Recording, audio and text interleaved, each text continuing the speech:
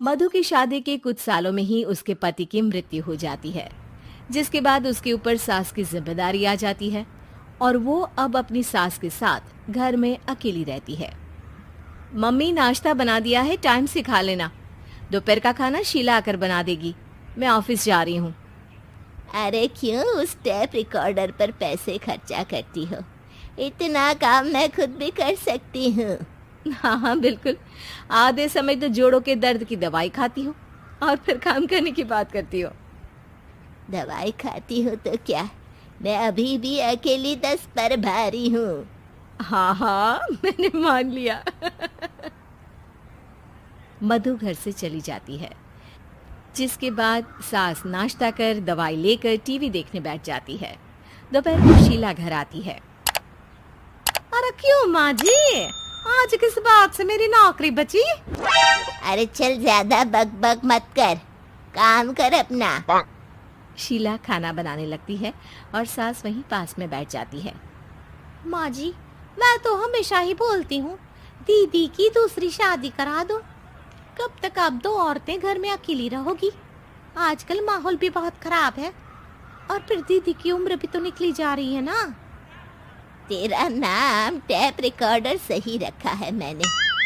तेरी एक ही बात को रिपीट मोड पर चलाने से वो पूरी नहीं हो जाएगी, इसलिए मेरी बहू से ज्यादा खाना बनाने पर ध्यान दे, नहीं तो कहीं वो भी तुझसे मुंह ना फेर ले और नौकरी चली जाए। क्या माँ जी, आप भी हमेशा मेरी नौकरी के पीछे ही पड़ी रहती हो? तो क्या तेरे पीछे पड़ूं? इसी तरह दोपहर से शाम हो जाती है और शीला अपना काम खत्म कर वापस चली जाती है। अब अकेली सास एक बार फिर टीवी देखने बैठ जाती है, जिसकी थोड़ी ही देर में मधु घर आ जाती है और सास बिना कोई देर किए शीला की बातें उसे बताने लगती है।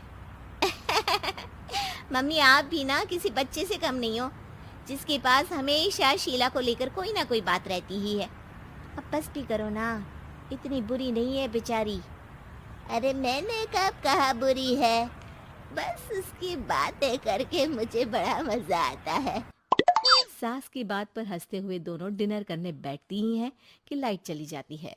अंधेरे में मधु मोबाइल की फ्लैश लाइट जलाकर मोमबत्ती ढूंढने लगती है।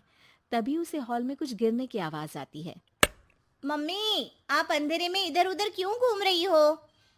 अरे तेरे पीछे ही तो खड़ी हूँ। हाँ, अगर आप यहाँ हो तो वो हॉल में सामान कैसा गिरा?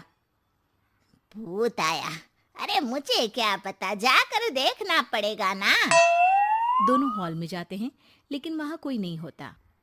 अब उन्हें कमरे में से सामान गिरने की आवाज आती है। लगता है ये भूत चोरी करने आया है, इसे वापस कब्र में पहुंचाना ही पड़ेगा। बस हाँ, आप ज्यादा ना 30 मार खा मत बनो, मैं पुलिस को फोन करती हूँ।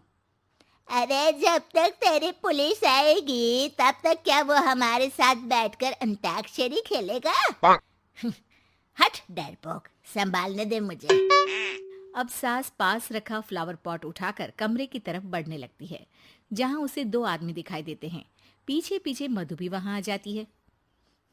मम्मी, अभी भी मौका है, बाहर भाग जाते हैं। मधु की आवाज सुन चोर चौकन्ने हो जाते हैं।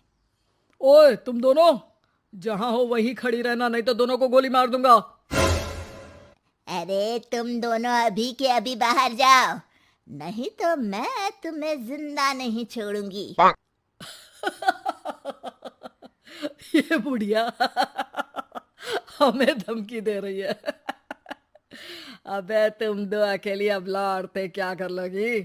अरे जा भेजा, दोनों को बांध दे। जैसे ही दूसरा आदमी सास को पकड़ने उसके पास आता है, तो वो उसके सर पर फ्लावर पॉट मार देती है।